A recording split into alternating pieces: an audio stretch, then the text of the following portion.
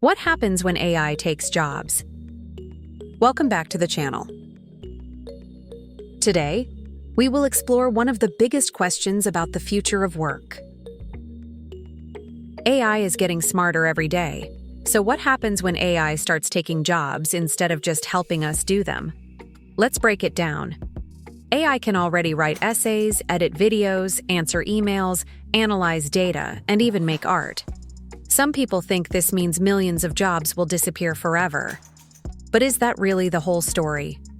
Yes, repetitive jobs will change. Tasks like data entry, basic support, or simple content work can be done faster by AI. But history shows something important. Every time technology replaced jobs, new jobs were created. Cars replaced horse-drawn carriages, but also created mechanics, engineers, and millions of new industries. With AI, the world shifts again. Instead of doing boring tasks, we'll spend more time on creativity, critical thinking, innovation, strategy, and skills machines can't replicate. The real winners won't be the ones afraid of AI, but the ones who learn how to work with it. So when AI takes jobs, it also opens doors.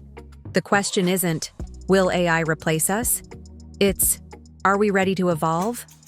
If you're preparing for the future, you're already ahead.